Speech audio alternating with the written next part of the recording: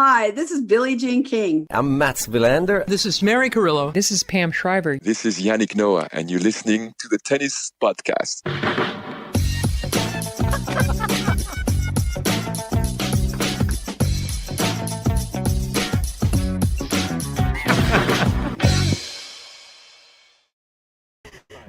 Hello and welcome to the Tennis Podcast live from Wimbledon, where play has just been completed for the night over on centre court.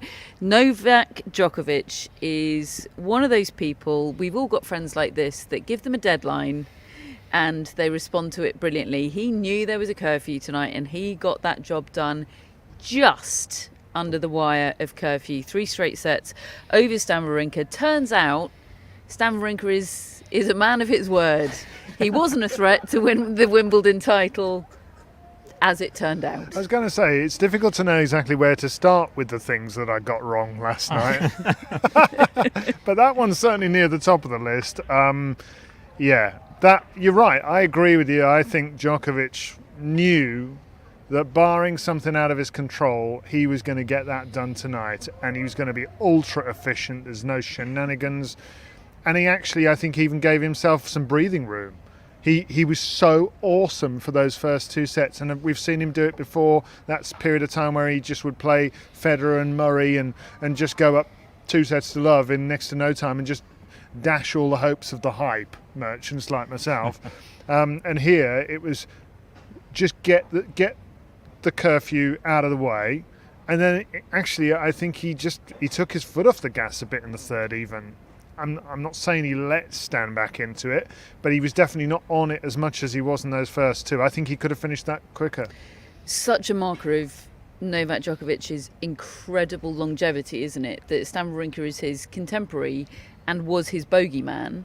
And here they both are. Stan Wawrinka is still a great tennis player, but Djokovic is better than when he was losing to Stan Wawrinka at slams. And Wawrinka is, let's face it, worse, which is normal at 37 years of age. I think he might even be 38, but that's what's normal. The Wawrinka thing is normal.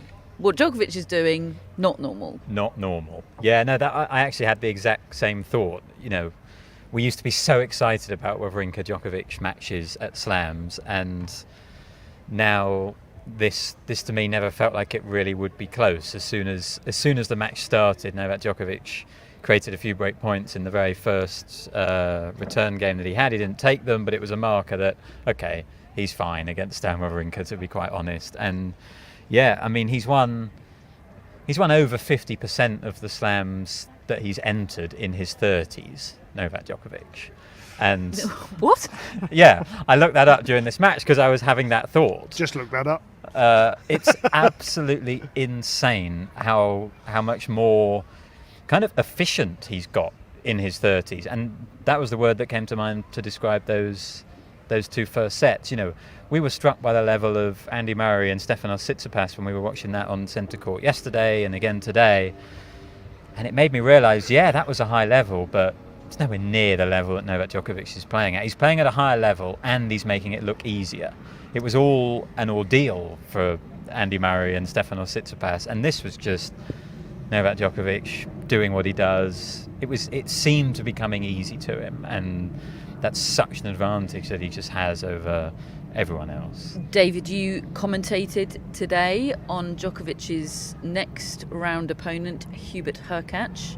He has taken a set off Djokovic at Wimbledon before, which counts as jeopardy in Novak Djokovic matches at the moment, doesn't it? He was very good today, Hubert Hurkacz, in beating Lorenzo Musetti, who wasn't good. So, I mean, you take that as you will, but I mean, that match had Hurkacz serving fantastically well throughout. I think he hit 14 aces, and he's going to need to hit more than that to beat Djokovic. He really does have a bigger game than I perhaps realised until I watched it up close. I don't think I've seen him that much up close before, and I was taken by how efficient he is, how hard that serve is, and you know, he was just really good. And Musetti, once he started to lose his way on his serve, the rest of the game followed. It's like my serve's not working. I had 2 double faults in a row from 40-15 up, lost his serve, and then the rest of the game just fell apart. And he has no poker face at all.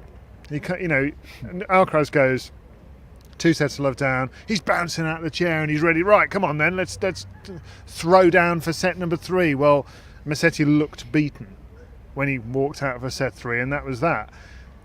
If Hurkacz could play as well as he can play, he could give a good account of himself against Djokovic. That's David Law hype man, ladies and gentlemen. If Hurkacz plays the best he can possibly play, he can give a good account. Yeah, I think he could win a set. I think he's a really good player, and he's a complete player, pretty complete. But Djokovic is just better. I mean, he's just better in every single way. And the thing is, it feels like Djokovic, in some ways, is actually getting better. Yeah. In terms of his economy and efficiency and his use of mental strength to actually. I think the big problem is Hurkacz would come out and just be overwhelmed by the aura of Djokovic. This is a new thing to me. Djokovic using his aura. Yeah, and Hurkacz doesn't have. Oh, it's that time of the night, folks. We'll be closing around 15 minutes. Away to the exit gates and take all your belongings with you. We hope you've enjoyed your day at Wimbledon. Pleasant and safe journey home. Thank you. The premium hospitality and experience provider. They didn't know they were going to get a mention, did they? Okay. Wow. Gosh, we've peaked far too soon with that, Matt. That was it's the same every day. That was absolutely extraordinary. He's looking at whether Novak Djokovic has beaten 50% of his Grand Slams in his 30s. He can certainly handle that. I think what I was going to say was Bublik. Bublik is the interesting player lurking in Djokovic's section. He won today. I'm not saying Bublik is going to beat Djokovic, but he can scramble some eggs. I'm no longer worried about the limp. Right, great. But no, look, you're right. In as much as he will just come out and have a laugh. I mean, he'll just go out and have fun, and that can be dangerous. Yeah, and whereas Hurkacz, this is what I was going to say before Matt's. What was that? I don't know. Matt's auditioning for a new job. He doesn't have main character syndrome, Hubert Hurkacz, does he? He's not going to go out there and impose himself. He's be quite interesting, I was commentating with Nick Monroe on the TV, and he'd spoken quite a lot today to Hurkacz's coach, Craig Boynton, who he knows quite well, and to just get an insight into what it sounds like Boynton is trying to do with Hurkacz to get him to feel his size and to play up to his ability and not shrink. He says he's sending him out to play big tennis, to play grass court tennis, to hit his forehand, to go for shots and be an alpha out there, because I think too often he allows himself to get into a cat and mouse match, a grind. He's had 38 tie breaks this year. He had 6 consecutive 5-set matches at the Australian Open and the French Open. It was extraordinary. And on one level you might say credit to him for all those battles, but I also think, well, that's not going to get you where you want to be. Yeah, I think Novak Djokovic would sign for 3 tie breaks against Hubert Hurkacz. And against anybody. Yeah. He's signing for tie breaks against anybody. Back himself to win them all. I mean, he actually wasn't very good in the tie break that we just watched against Stan Wawrinka. Made some actual unforced errors. He did, yeah. A terrible drop shot at one stage, but he did manage to regroup in time and win it, and he doesn't need to prove himself in tie breaks. He's already done that. A word for David Law, ladies and gentlemen, a man that did his Hubert Hurkacz research this morning, clearly. Yes, that's correct. Let's stick with the men, seeing as that's where we are, and let's pick up from the cliffhanger of yesterday. When we recorded last night, Andy Murray was leading 2-1 over Stefanos Tsitsipas. They came back second match of the day on centre court today, following on from Carlos Alcaraz's victory over Alexander Muller. And Andy Murray lost the 2 sets that were played, and he lost the match. It was quite a similar match to yesterday. I think it picked up pretty much where it left off, obviously in different conditions, as we discussed last night and as was planned. The roof was open. It remained a completely serve-dominated match. There was one break, and it went to Stefanos Tsitsipas. The first set was a tie-break. The second set was decided by one break of serve, and in the end, it came down... The difference was one tie-break. Andy Murray broke the Stefanos Tsitsipas serve once. Stefanos Tsitsipas broke the Andy Murray serve once. I'm talking about over the course of the whole match, over the 2 days. And Tsitsipas won 2 tie breaks and Andy Murray won 1. I'm sure that's very cold comfort to Andy Murray right now, who was disconsolate, furious in the press conference after that defeat. And I can absolutely understand why. What is ever present in his mind, and pretty much the first words out of him in that press conference were, you just don't know how many more opportunities you're going to have, especially not ones where he's got his body in optimum shape with that metal hip at 36 years of age. It's a gaping opportunity missed, particularly because the tennis was there. David, you watched most of these 2 sets. Yeah, you sent me off out with your pass into the press seats for the first time this championships, and I was... To ruin Charlie Eccleshare's afternoon. Yes, we decided to test out what it would be like to sit behind me after last night's show, and Charlie got pictorial evidence that it's a nightmare. You don't have much of a view. It's on our Instagram, folks. Yeah, Charlie saw about a third of this match. Yeah. Behind David's head. So I was like a kid in those seats because of the... usually when I'm commentating, I'm behind a glass window, and yes, I've got earphones on to hear the court effects. It's just not the same.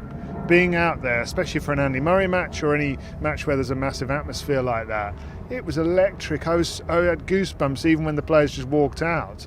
And honestly, I was not remotely concerned for Andy Murray's chances all the way through that set.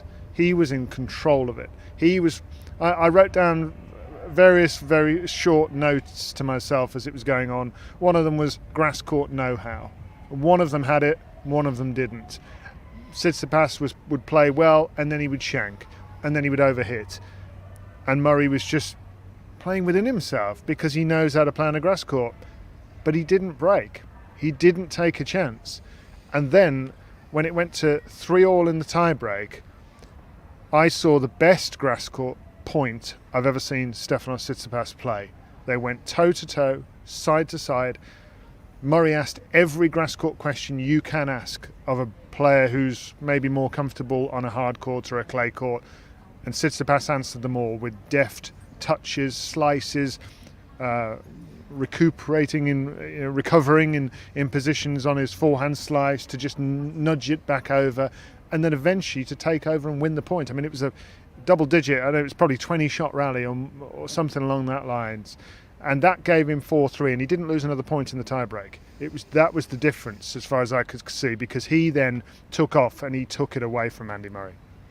The way Andy Murray might feel right now, though, is that he shouldn't have been in that tiebreak in the first place, because there was a moment, David, you were on court for this moment, 4-4 in the 4th set, 15-30 on the Tsitsipas serve, and a Murray return, cross court, short, dipping or slicing, sliding onto the sideline underneath the umpire's chair.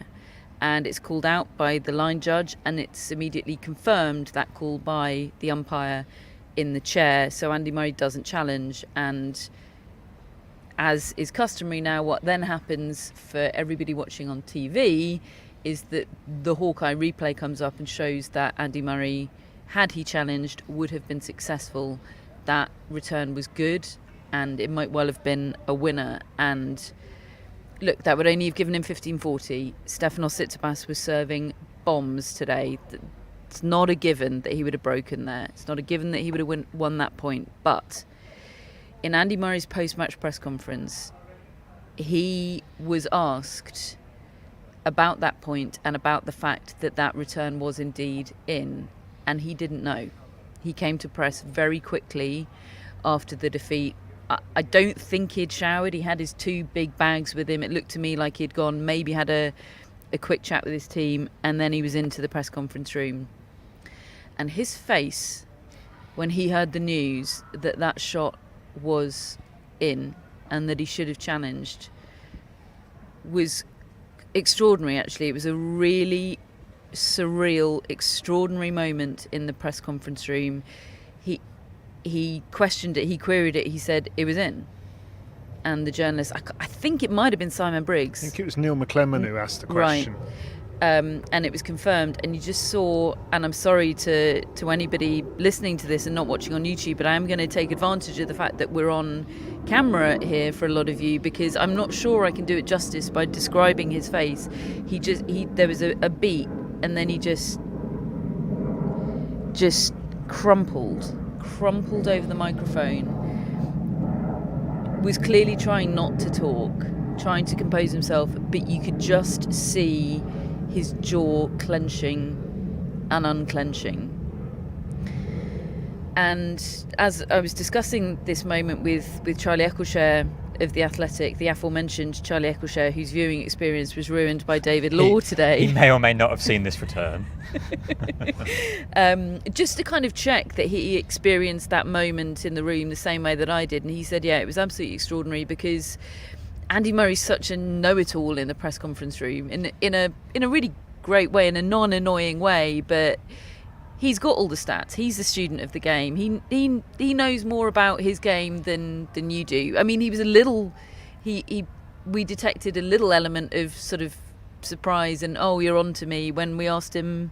That's the royal we. When I asked him about Matt's pick up on his change of service motion the other day.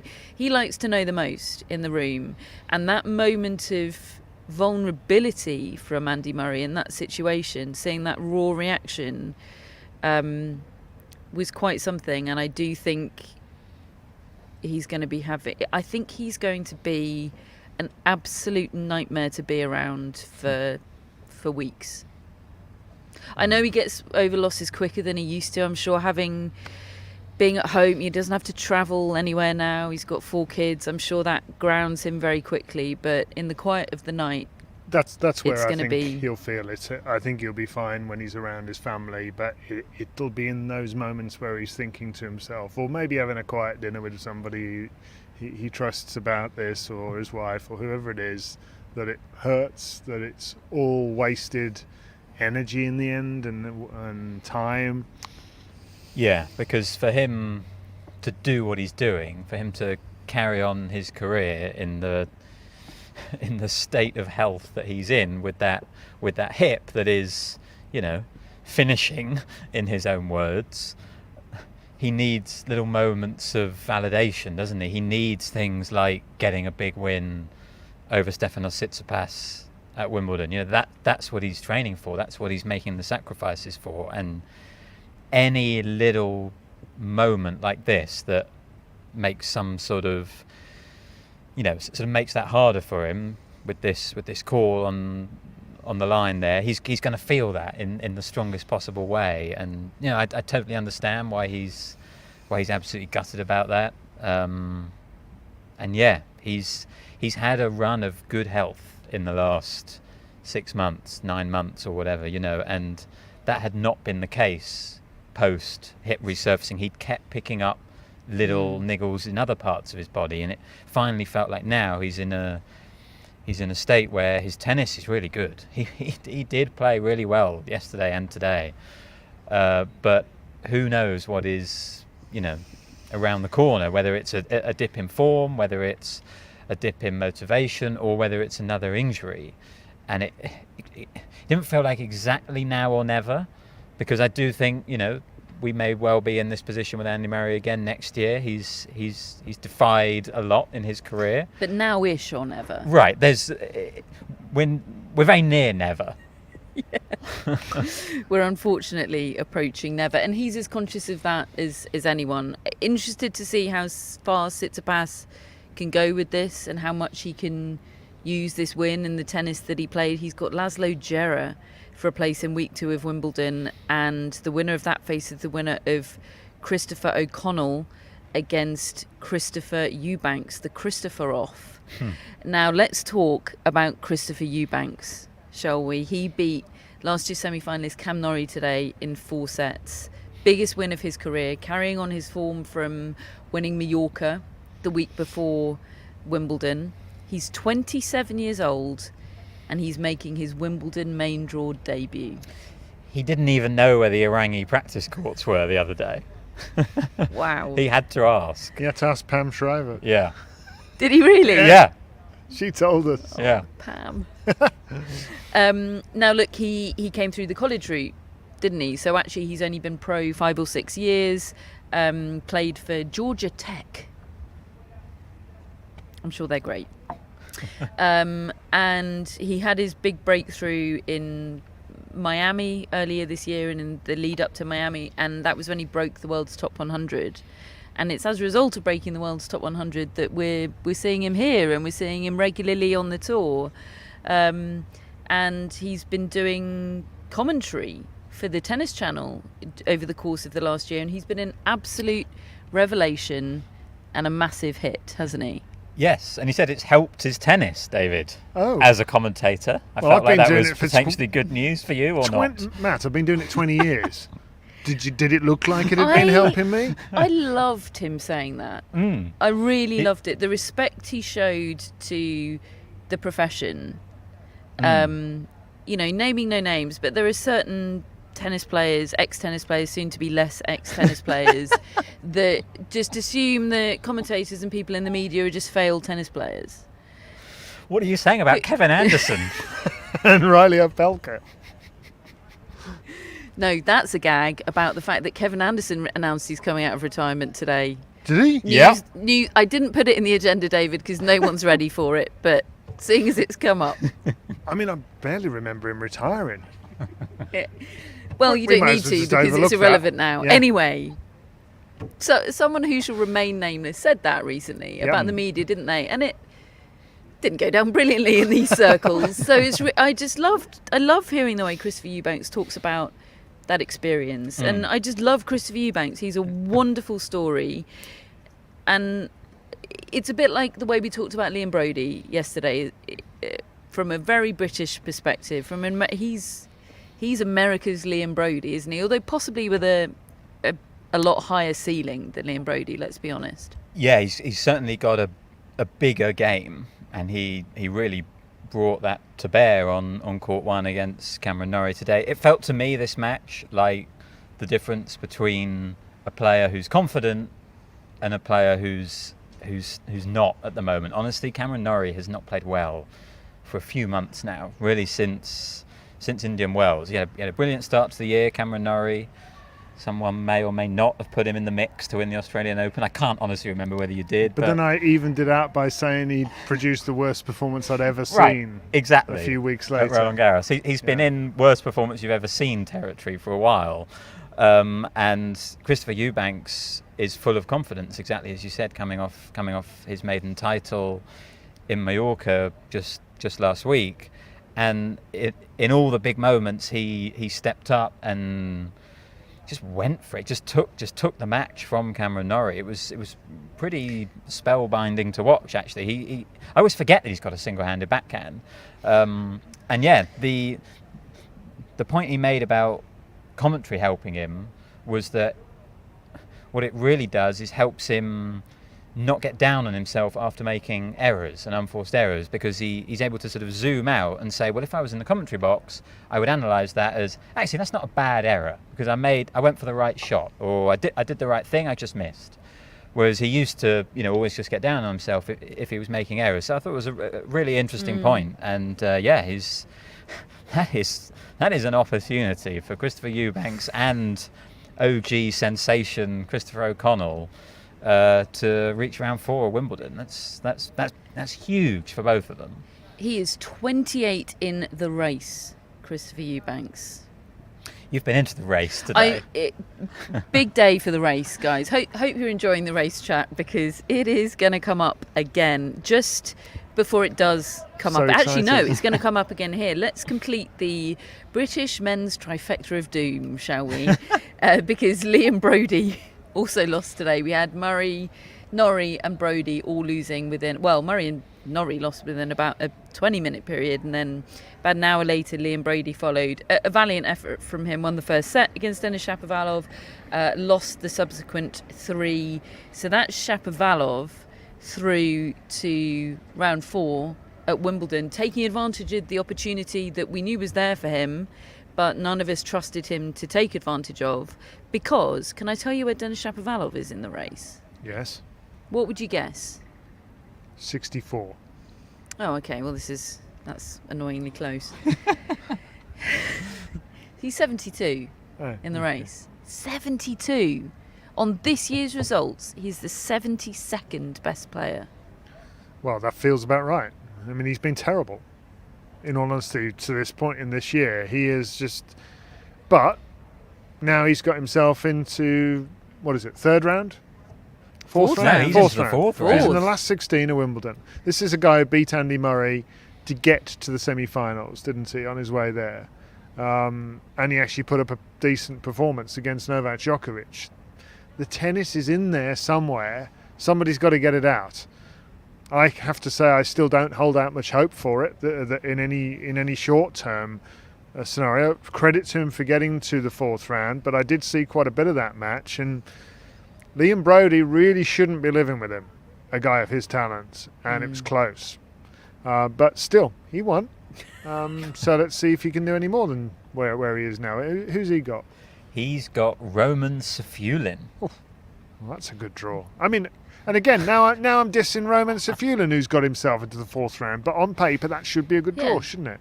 Yeah, there are good draws and there are bad draws. People can defy their draws and opposite. But Daniil Medvedev today finished off what looked like was going to be a win yesterday over Adrian Mannarino. You can't lose to somebody that's serving underarm serves that bounce before the net. You can't do that. And you didn't lose to me when I did something very similar to that. That was an overarm serve that bounced before the net. Don't Is know that worse? if that's don't know. What do you think? Underarm serve bouncing before the net's worse. Screen. I genuinely think it is worse to underarm serve. Yeah, me too. I think you're right. Yeah. So. He was asked after the win, Medvedev, if he's at home on grass now. And he said, getting there, I'm at the door, I'm not inside yet.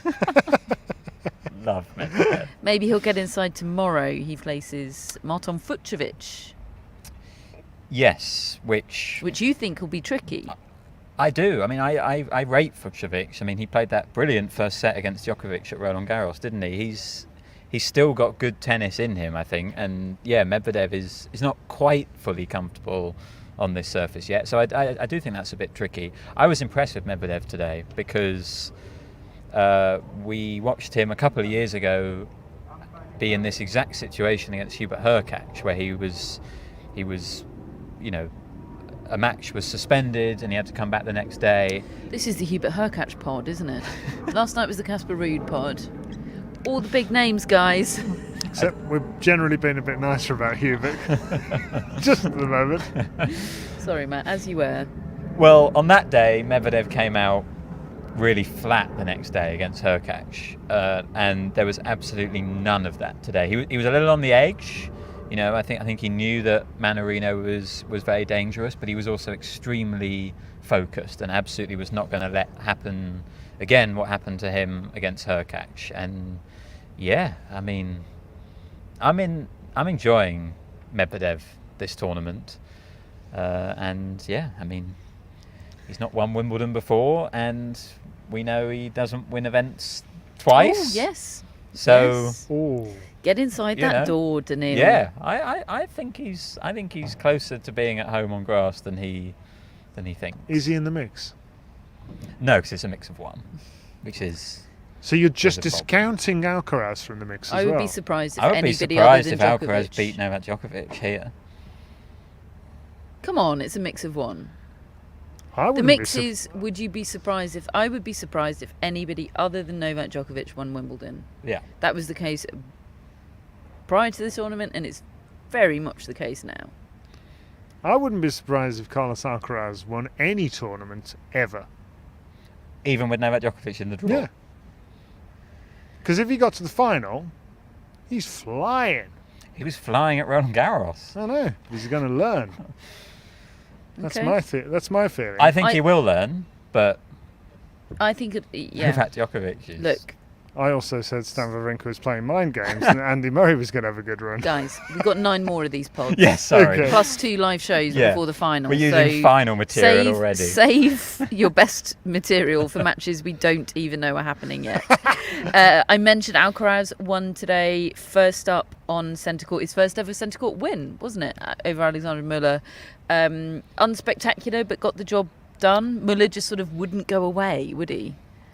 Yeah, that's right. I think an important moment for Alcaraz to get his first centre court win. I was reminded today of just how much he said playing on centre court last year against Sinner. It was the first time he played on it, and he lost that match. And he said he was almost intimidated by it. He found it really difficult. He was, it was not only did he have a handful with Sinner playing well, but he wasn't comfortable in his surroundings. So I think it's a big moment for him to finally get that first win on centre court. The drop shot was back. It wasn't there really in his first round match. He wasn't really playing it. Today he was playing it all the time and he was winning loads of points off that shot. And yeah, I think a pretty good test for him actually, because Muller played really, really well, and Alcaraz, was forced to weather a couple of storms and really have to find his best tennis in the tiebreak that they played, and he did all of that. It was just a very solid win for Alcaraz. And he's got Nicolas Jarry next, and you're our resident Nicolas Jarry guy. Yes, he's both sort of dead to me because he didn't get to the quarterfinals at Roland Garros when I needed him to. And yet I do also still rate him and think he's good. Look, Matt and I have desks next to one another here, and he's always talking about Nicolas Jarry. In what context? Just like whenever he comes up or he's on a scoreboard, he's really good, He's Nicolas Jarry's hype man. Do you think he's got a chance against Alcaraz? I mean, what's his percentage chances as we sit here I know right you now? think Nicolas Jarry does have a chance against Alcaraz. Do I? I mean, I'm also an Alcaraz guy, aren't I? I'm more of an Alcaraz guy than I am a Nicolas Jarry guy. This is revisionist history. You said earlier, I'm a bit worried about Nicolas Jarry for Alcaraz. That I did not say That those was me. words. That was me who said that. Was it? Yeah, we were having dinner. I said that. Good chat, David. I remember it fondly. Holger Rune is through to round 3 without dropping a set. He now plays Alejandro Davidovich Fokina, which sounds, I've written in caps here, fun. Fun. Yeah. Big time. Really up for that match. Next talking point I want to rattle through these men's talking points, just a couple more left before we get to the women. Is Matteo Berrettini back? He beat Alex de Minaur today in 3 straight sets. I mean, that's a great scoreline. I didn't watch the match, but having seen him beat Soniga, I know it was a tight one. I did think he's the guy with the pedigree, isn't he? Oh, it's a total game changer if Berrettini is back, because that guy knows how to play on a grass court. He's won 34 of his last 38 matches on grass. Oh, what a story. And what a story if he suddenly has a run now. Totally. And he was very, very good today. I was reminded of a quote that Alex de Minaur gave after playing Matteo Berrettini at Queen's a couple of years ago, where he says, it's just what happens when you play a bigger, taller guy. It's going to happen a lot in my career. God gave me this body. It's not like I'm going to grow overnight. We've all said that in front of the mirror. Maybe Matteo Berrettini hasn't. But, I mean... Probably has. Berrettini just was able to impose his weapons on this match. He won all of his first serve points in the first set and the third set. And what I was most impressed with was how quickly he came out of the blocks in every set and got a break. Because then it was like, for de Minaur, how am I going to win this set? I've got to break this guy's serve now. And it was just such a tall order against him. And yeah, Berrettini is sort of saying all these things, like he wasn't mentally and emotionally ready for Wimbledon because of what happened to him in Stuttgart, and he's still recovering, and he hadn't even served that much coming into this tournament. And yet, he's also saying, I'm actually feeling good, and I'm playing really well. And he was. And his draw is a nightmare. I mean, an absolute nightmare if he's going to make real progress in this tournament. He's got Alexander Zverev next. Then he would have probably Carlos Alcaraz or Nicolas Jarry. And then, Tiafoe or Runa and Medvedev. That's all before, even thinking about the final. It feels like a very long way off for him to actually string together so many big wins after not playing for so long.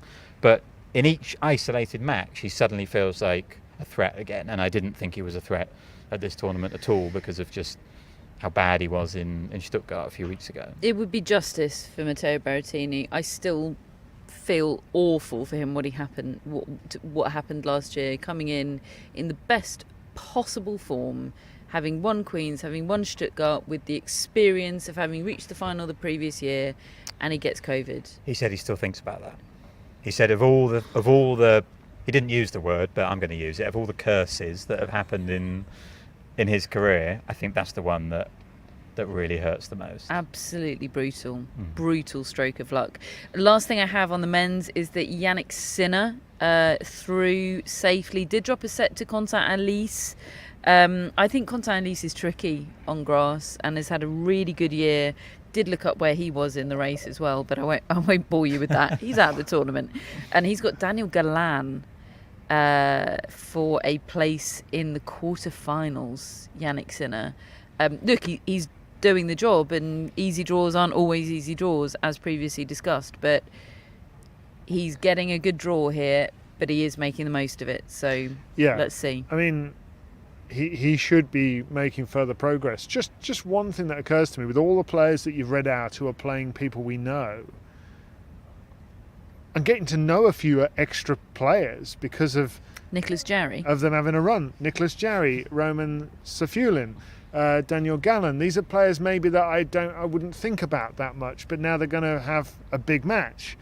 So I'm quite looking forward to that. But I also would like to see Jannik Sinner make progress through and end up meeting the respective opponents that he ceded to, because it's about time he took it to the next level, really, because he's done well, he's shown what he's got, but he's yet to win one of these big ones, one of these big matches on a big stage. I want him to do it too, because he's so rated, Jannik Sinner, and I rate his talent as highly as anybody. I see the talent, I see that Darren Cahill is there. I know that Darren Cahill wouldn't be there if he was seeing even more talent than we see behind the scenes in terms of attitude and commitment. I see all of that, and I think he's got the goods, and I think he is going to be a Grand Slam champion. He hasn't done any of it yet. He hasn't ever reached a Grand Slam semi-final. He hasn't won a Masters 1000. He hasn't done anything, and he's not, and this is fine, he's also not Mr. Charisma that's getting headlines for other things besides his results. And he does get, he's played his first match on centre court, he played his second match on court one. He gets big billing, and I think part of that is his rivalry with Carlos Alcaraz, which boosts both of them, and I love that as much as anybody. But I would like to see him substantiate that billing that he gets, and it be about real-time results rather than just talent and promise. He's going to have to do it quite soon, I think, because otherwise he will stop getting those billings, I think.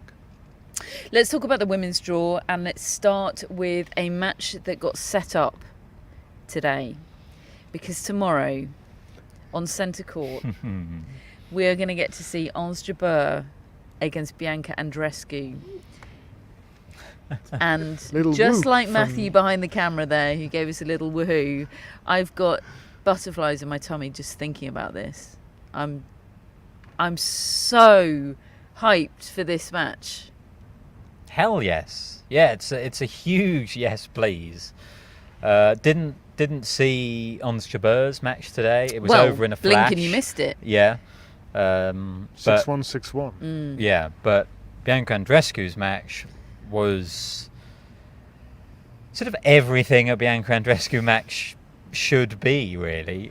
She was winning pretty straightforwardly against Angelina Kalinina, setting a break, and then went off the boil and suddenly found herself down in that third set. But then came the surge. And, I mean, there's not many things better in tennis than a Bianca Andreescu surge. And she said afterwards, and apologies to David's mum, apologies to the live stream, but I'm just going to have to read what she said in the transcript. She said, "I wanted to go for it, because when I'm passive and hesitant, that's when I don't play my best tennis. I said, fuck it, and I just went for it. That's when I play my best tennis, but I need to gain the confidence to do that continuously." And it felt like we were seeing her gain that confidence as the match went on, and her play in the start of that tiebreak, which was obviously a match tiebreak, first to 10, and she built just this incredibly commanding lead, and she was absolutely brilliant in those first few moments of that tiebreak. Got a little tight, got a little edgy, of course, but she got over the line. Yeah, it was 9-3, and we were all just talking about how good Jabeur Andreescu's going to be, and then it got to 9-6, and we all went, "Oh, have we?" So it was like what have we done? We pretty much stopped paying attention to the score whilst we hyped Andreescu and Jabeur. I am a little bit concerned that Jabeur might just take her to the cleaners. Yeah, I mean, if anybody's going to take anyone to the cleaners, it's that way around. I think it could be epic. I don't see Andreescu taking Jabeur to the cleaners, but No. could happen the other way around. But Let's be positive. Did you keep across Andreescu's press conference? Because if not, I've got good news to break to you. She is, for the first time this tournament, being followed by the Netflix cameras. Yeah. wow. So, Well, I Netflix did effect. hear that this year they're being a bit more fluid with who they're following. And she said, didn't she, at the French Open, that she was asked last year and she declined, but she had hoped that she'd be asked again this year because she would have liked to do it. So, look, I think whether it's obviously everyone knows I love Andreescu, but whether it's Andreescu or someone similar in her position, I think that is an open goal for Netflix to follow someone trying to find something that they once had. And frankly, even just the backstage interviews that they might do at her house or wherever she is, she's somebody I think has just got so much to tell us about from the last 4 years, and I'd love to know about it. Yeah, really glad to hear that. They're following Mira Andreeva as well, yes, aren't they? which I'm very pleased about. Everything she says is kind of a bit dreamy and Does that not worry you at all, with her being as young as she is? That does a little bit. I for have me. concerns. Yeah. I mean, I find her great fun. I love when she does her press conferences, but she's I would so like to- young. It's all about the people that are around her, and I don't know enough about those people to know how concerned I should be. So we'll see. Thank you for pooping on the party though, David. You watched Elina Svitolina today continue her incredible comeback into the second week of back-to-back slams now today, at the expense of Sofia Kenin, who I think hit the wall a little bit. Is that too reductive? Maybe a bit. But here's what happened. Kenin went up 3-1 in the match, and she had points for 4-1 double break, and she was playing fantastically well. She was her upper level, I would say, is probably higher than Svitolina. I mean, she's the one who's won the Grand Slam and reached another Grand Slam final, and her drop shot is absolutely lethal, and she hurt Svitolina probably 4 times with her drop shot, and she was hitting winners all over the place. But then she sat down when she didn't break for 4-1, and she looked so on the edge.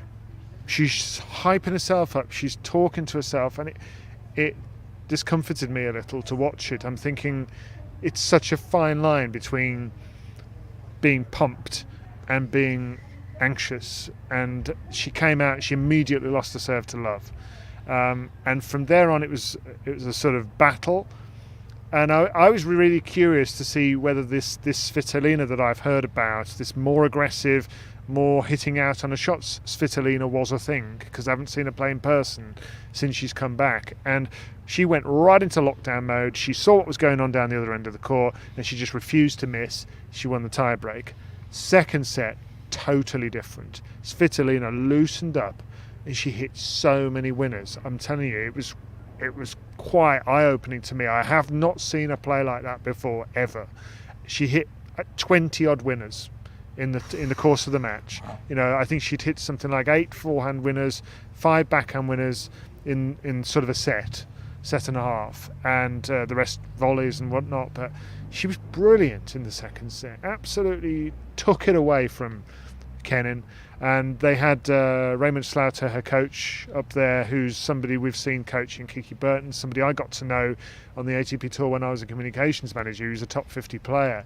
He's just a good guy. He's just a good tennis brain, but just good presence. And I love seeing what she's doing with her game. It's different. She's using it sparingly. She's not just going out and trying to hit winners all the time, but that showed she's got something in her game, and maybe he's found a way to help her unlock it. Maybe her coming back to the sport after a time away has made her free up. I don't know why, but there's something different.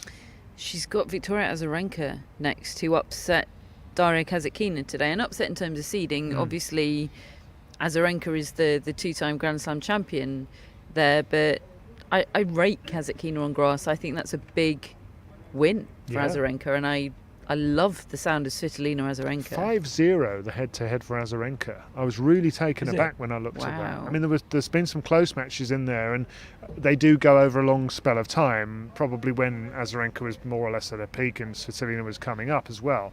But even so, a player of her level, she's been 3 in the world. It's surprising that she's lost all 5. Interesting. Can't wait for that match. That is one that isn't tomorrow, right? There's a lot of matches I'm talking about here that were set up today that are being played tomorrow because rain, including Andreescu Jabeur, of course, which is on centre court tomorrow. But I think Svitolina Azarenka is Sunday. Correct. Great.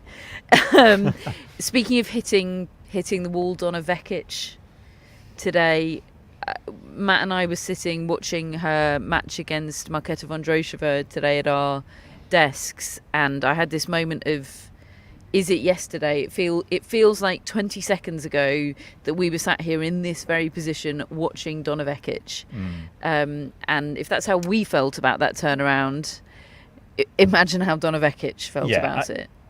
It's definitely how Donna Vekic felt about it, I think. She looked uncomfortable straight away, to be honest, in this match.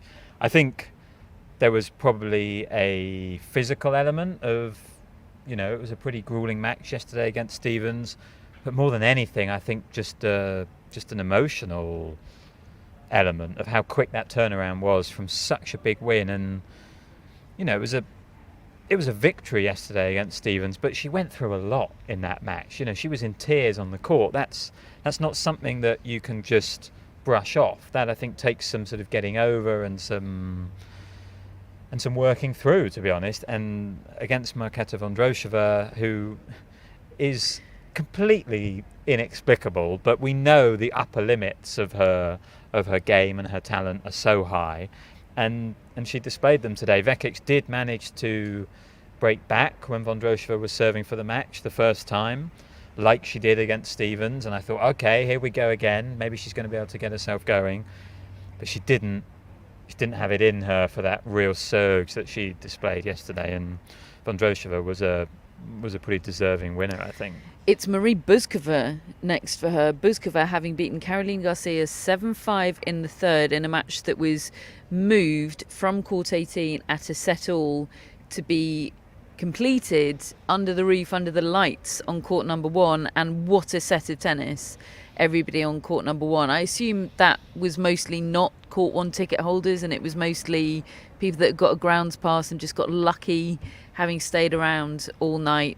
It was an extraordinary third set. They were actually putting up signs saying anybody can come in now into court number one, love which that. was great, and just what you want to see them do. And I was watching on the screen and living every moment, and particularly with Bouzkova's mum and watching her and going through it. Those are the scenes, aren't they? In Tennis Faces news, I think Marie Bouzkova's mum might give me and Elena Ostapenko a run for our money. And that's saying something. She gives good reaction, doesn't she? Yeah, she really did. Didn't she have her phone out ready to record match point? And then we've all been there. The moment you're waiting for doesn't happen, and she still ploughed on. We've got some tweets in drafts. Yeah, exactly. Yeah, it's very much a tweet in draft. It's just she was caught on camera. Yeah, she was such a mood, and I always find it's totally unrelatable when nearest and dearest coaches even are able to sit in players' boxes with their poker faces on. Admirable and extraordinary, but very unrelatable. I find it far more human, if you like, to see someone giving what Marie Bouzkova's mum was giving in that match. Marie Bouzkova, incidentally, news just in on her. She's got her own logo, folks. Okay, how do we feel about that? Oh, well, I know how Catherine feels. And what They does it feel look like? brilliant about that. I mean, Marie Bouzkova does seem to be like the nicest person in tennis. Nobody has a bad word to say about her. In fact, this tidbit of information arose from my Marie Bouzkova contact just messaging me to say, I'm so pleased for Marie. She's just absolutely delightful. Everyone loves her. Everyone in the locker room loves her. And I said, oh yeah, that's good to know. I feel like we're always saying just how nice she is. That's what you say about Marie Bouzkova. Have you got anything else for me? Yes, she's got a logo. You've been very gentle on Marie Bouzkova there, compared to very nice people, Felix Auger-Aliassime and Yannick Sinner. Yeah, she shouldn't have a The treatment logo. they got. No, she shouldn't have a logo. One Grand Slam quarter-final? Absurd.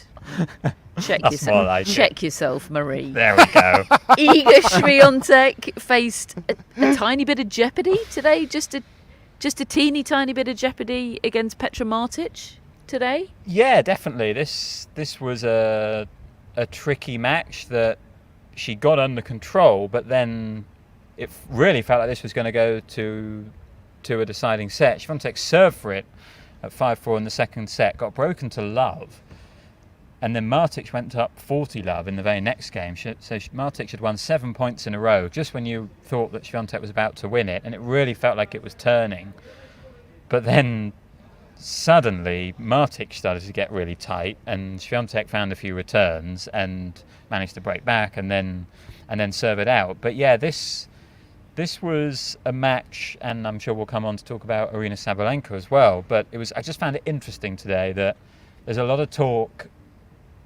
I'm not sure I'm sort of into the idea. I just don't like the term necessarily about, big three on the WTA. But those three players have separated themselves.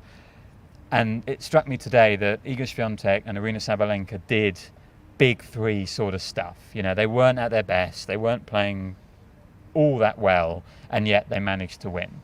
And that is the absolute marker of what really good players do. And it's a marker of what those players have been doing all season, because they've been going really deep in tournaments regularly. They've not been tripping up early, and that was a little bit tricky against Petra Martic today, and I think it is again in the next round against Belinda Bencic, who is not someone at the start of the tournament that I really thought about in Iga Swiatek's draw, just because she's barely won any matches recently, but she always says she likes grass. She's played Swiatek tough in the past, earlier this year in the United Cup. That was a very close match, albeit straight sets, but the second set was really close. And Bencic was playing really well at the start of the year before she got injured, before she split with Dmitry Tursunov. There's been a bit of turmoil, I think, recently. But we know how good Bencic can be. And suddenly that now feels like a real test for Iga Swiatek to me. Yeah, can't wait for that match. honestly. First real test for Iga Swiatek. Look, Martic was great today, but that's a step up, and I want to see it. You mentioned Sabalenka, so let's go there. She had to serve to stay in the match today against Varvara Gracheva. That, in fact, it was Hannah's tweet saying Aryna Sabalenka is about to serve to stay in Wimbledon that made me go, right, I should probably watch that. What was happening? I was on the court next door at the time. I was on court number 12. That was going on court number 2, and they're actually side by side. And you could feel this murmur going around from that court that there's something developing. And people on our court were sort of craning their necks behind to have a look over into the other court. And I wasn't able to watch the actual tennis, but I do like a player under threat like that who finds a way out.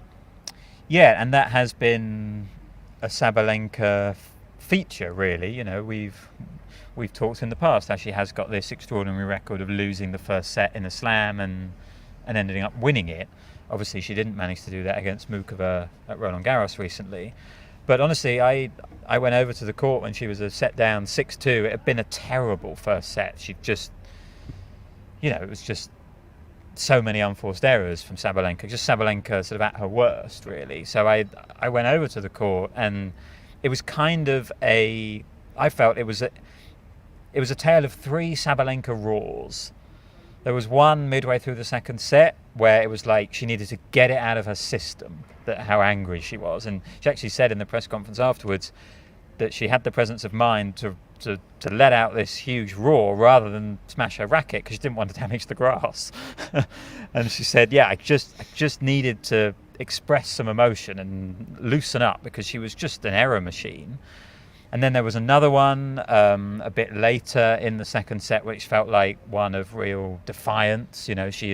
She'd got this match back on track. And then there was one in the third set which was almost one of triumph, where she had finally taken over. And she said afterwards that what was really troubling her was the fact that she had the wrong string tension, because let's be honest, I'm in short sleeves today rather than wrapped up in a coat. It's been a much hotter day today. It's been a very bizarre week of weather. Right, but it's been very different conditions today to what they've been training in and practicing in all week, where it's been wet and damp and cold. That was socks in bed 2 nights ago. In July. I don't wear socks in bed in the winter. Anyway. So she said she was overhitting in the first set, just completely overhitting, completely unable to control her ball, needed to change her strings, did so mid-match, got it under control. And this is Sabalenka 2023. This is Sabalenka 2.0. She is able to steady matches when they look like they're going out of her control, and it's a really compelling watch to see her do that. She gets the train back on the tracks. Jessica Pegula is just trucking along really well, fairly unnoticed. Continuing the sort of train analogy there. I like it. I arrived on her court because I was doing the Svitolina match, which was after Pegula. So I arrived for her on-court interview, and to hear her talk about how grass and Wimbledon is the one that she'd yet to conquer, the one that she's had all these results and everywhere else, but this is the first time she's, I think, into the second week of Wimbledon. And she was really chuffed about it. You could tell that this is, and she was also quite detailed about how, yes, she looks like she's got this poker face on the court, but she's actually a bit of a wreck underneath, and that it's all going on. She's boiling inside. But I'm pleased that she's making progress too, because yes, she might not be part of that 3, but she's been part of the story, hasn't she? The little group generally that have been battling it out for a year and a half. She's got Lucia Sarenko next for a place in the Wimbledon quarterfinals, which, look, Sarenko's having a great year, some good results, but again, it's on paper, good draw. I'm going to defer to Matt here to tell you about how Sarenko booked her place in this 4th round match, because while all sorts of dramatic stuff involving big names was happening earlier on today, including Andy Murray on centre court, Matt was just engrossed in Anna Bogdan. Honestly, couldn't tear him away from Anna Formerly Bogdan. of the backhand list. Well, it was all my favourite things. It was a former backhand list person in Anna Bogdan, and it was a final set tiebreak. And not just any final set tiebreak. The ITF had the line that it was the longest tiebreak in women's Grand Slam history in terms of points played. Ended up being 2018, I think, to Alicia Sarenko. Wow. And I'll tell you why that's a good draw for Jessica Pegula, because Alicia Sarenko could barely walk after this match. I mean, that was 3 hours 40 minutes or so. The tiebreak alone was 35 minutes? Yeah, maybe even pushing 40 minutes. Wow. It was unbelievable. And yeah, I mean, I have a fondness for all players who are either on my backhand list or have previously been on it, and Anna Bogdan is one of those. She probably doesn't have a fondness for you, having been kicked off the backhand list. Who replaced her? I bumped her off for Coco Gauff. But you know, she wasn't in my consciousness too much because she wasn't winning too many matches. It's a ruthless business. Can't wait to It hear is. more about the time when Anna Bogdan was in your consciousness. What a time. Sorry, Matt, but Bogdan is out. A heartbreaking way to go out. Yeah. Sarenko through to face Pegula. You wrote Brengle ! Into the agenda. There I am doing the agenda, and then I come back to edit it and I find Matt's added in a bit of Madison Brengle, who lost today. Why would you like to talk about her? Well, I think there sort of comes a time in every Grand Slam day where I'm less concerned about what's good and more concerned about what's funny. And when Madison Brengle's playing, she's the funny sweet spot. And what was funny about this is that Ekaterina Alexandrova won this match despite hitting 91 unforced errors. No. Yeah, Madison Brengle won 131 points. 91 of them were unforced errors from Alexandrova. And, you know, it was 3 tie breaks, which had never happened before at Wimbledon. Very rare, only happened to a handful of times in slams. It was just a funny match. You know, there was Sabalenka was losing, Berrettini was coming back and happening, and yet I was drawn to Alexandrova sort of unforced erroring her way to victory. 91. I enjoyed it. 91. Wow. I love it. Last line of the day. Former Wimbledon champion Petra Kvitova won today 2-2 versus Sasnovich, and future Wimbledon champion Julia Niemeyer did not win today. She lost 6-1 in the third to Dalma Galfi, which, Hannah, isn't necessarily the CV of a future Wimbledon champion. We'd love to know if Hannah still believes after that. Well, it was tough for her as it was for, as we talked about with Vekic earlier. You know, a lot of players having to do double duty in consecutive days. You know, it was the same for a lot of players. But I think some players will respond better to that than others. And honestly, I think that's such a good thing to have said from Hannah, future Wimbledon champion, because it's wonderfully vague. Like, I mean, it's very specific in a way. Wimbledon champion, it's bold. But until the day she retires, it's always that possible. prediction is in play. It is like... Isn't it a bit like baby fed? Hasn't she got to live with that tag for the next 10 years? I'd be surprised if she's aware of it, but sure. She's going to be. Yeah, it's like, well, Hannah's like, well, I didn't say it would happen now. So it doesn't matter that she's gone out. It's Hannah the future. says in the chat, I absolutely still believe that's why the accolade is future Wimbledon champion. Yeah, I'm with you, Hannah. Can I also say, just very quickly, one thing directed towards the chat is that people like to follow the progress of our beer drinking, and they might have noticed that I've remained at this level for about the last 40 minutes. That's because there's a flying ant in it. And I didn't no. Is it Flying Ant Day? Yeah. I think it's going to be tomorrow. Oh, great. It's going to get worse. Oh, joy. Yeah, I think it might. It's always during Wimbledon, obviously. Yeah. So I'm a bit I think disappointed. today has been the precursor to Flying Ant Day. It's been a very insecty... You don't want to. I thought about it. I think I won the race today, but I did have a bit of a head start. There we go. Right, how about... L race. I told you it was going to be a big day for the race. How about tomorrow's order of play, which is in 1 minute's time going to be today's order of play, because it is 11:59 p.m. Alcaraz against Jarry, centre court, right where Nicholas Jarry belongs. Ons Jabeur against Bianca Andreescu, second on, and then Katie Bolter against Elina Rybakina. Love that order of play on centre tomorrow. Medvedev against Vucevic, first on one. Blinkova, Sabalenka, and then Berrettini, Zverev. We got Petra Kvitova, Stefanos Tsitsipas, and then Tiafoe Dimitrov, third on court 2 today. Love that matchup. Haddad Maia, Castella. Davidovich, Fokina, Rune is second on court 3 tomorrow. Reggie's queuing again tonight, so maybe he'll head to court 3 for that. Mira Andreeva against Anna Potapova. Tommy Paul is on court 12. Kostyuk, Keys. It's so funny, this Wimbledon. There are players who I haven't even sort of noticed yet, like Tommy Paul. And yet Stefanos Tsitsipas seems to be playing every minute of the tournament so far. It's very he's confusing. He's playing again tomorrow, isn't he? And he's playing doubles again tomorrow, because his men's doubles with brother Petros, brackets lucky to be here, was hardest working man in tennis. Brackets hardest working man in tennis. He seems to have some sort of coaching role, from what I can see in there. We were on such a Tsitsipas high today.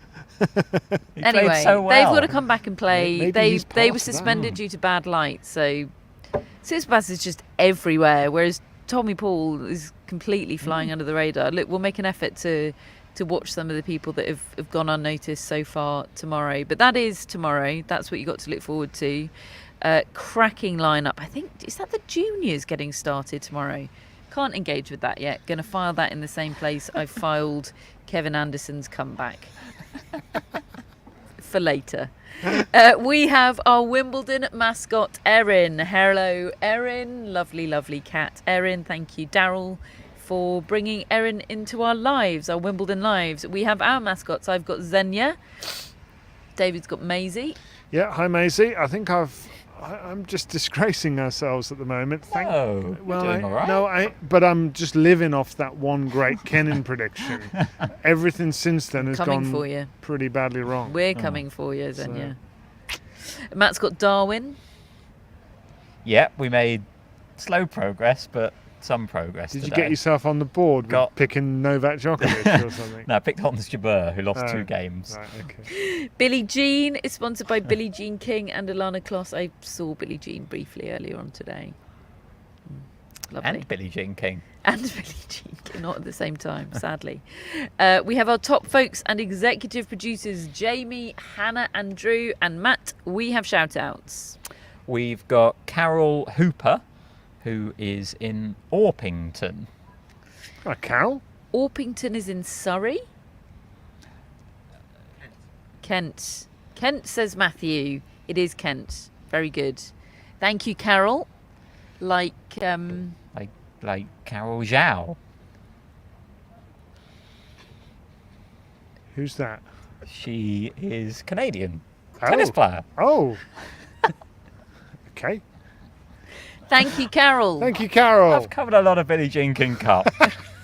I'm glad you have, because I was really struggling. Who's next, Thanks, Matt? Carol. Next, we have Sarah Yeiser Hello, from Sarah. Washington, D.C. Right, Sarah. Hello, Sarah. Sarah says, I've been listening since 2020. I've been working my way through older episodes and recently listened to the one recorded after Andy Murray's 2013 Wimbledon win. It was 10 years today, wasn't it, since Andy Murray won Wimbledon for the first time.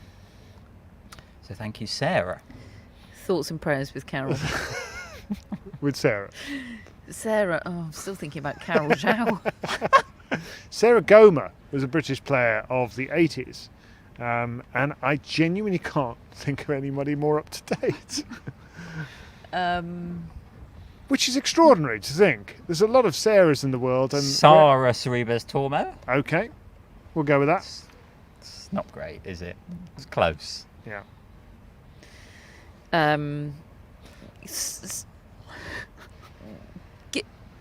Keep talking, Matt. I'm Googling. Okay. Well, now we've got Cynthia Hurgerslag. Okay. I think last year I just said Cynthia and wasn't bold enough to say the surname. So you and thought live? No. Live was the time to do it. She Told you off? told me off. Excellent. She wrote in our survey that we do to get the shout outs, please attempt my surname next year. So Quite not right. only have I attempted it, I've attempted it live and no doubt butchered it. That was for you, Cynthia. Yeah. Sarah Borwell, Sarah Borwell. Very good, Catherine. former British player. Well Well, done. very good, Google. Yes, Thank good you, job. Google. Now Now we need a with Cynthia. Well, I can give you some background on this Please. Cynthia. She is from the Netherlands, and the first professional tennis match she watched live was Tim Henman against Dominic Habati in the ABN AMRO. I guess that's Rotterdam, is it? I remember that. Yeah, You I remember that match. Yeah. That match? Yeah. Cynthia, what I have for you is Cynthia Of course I do. It's vaguely the 90s. Durner, an Australian former international tennis player, competed in the Australian Open 4 times between 1973 and 1979. Born on the 11th of February, the day after me. I mean, not the day after me, several decades before me, but... Carol Zhao isn't seeming so niche now. And he got that from his head. See? Thank you, Cynthia. Thank you, Carol. Thank you, Sarah. Thank you to all our friends of the Tennis Podcast that make this show possible year round. If you would like to become a friend of the Tennis Podcast, then you can do that by following the link in our show notes. You'll be supporting us and you'll be getting tons of bonus content, or, depending on how young you are, #Bocco throughout the course of the year. Subscribe to the newsletter. It's excellent and Still it's trying to make free. Bocco happy. The link, I'll never stop, David. The link to do that is also in our show notes. Smash that like and subscribe button if you're watching us Hi, on kids. YouTube. What else? Leave us an Apple Podcast review if you fancy doing that, and tell your friends. And most importantly, join us again tomorrow, however you're joining us. We're loving having your company, and we will see you and speak to you then.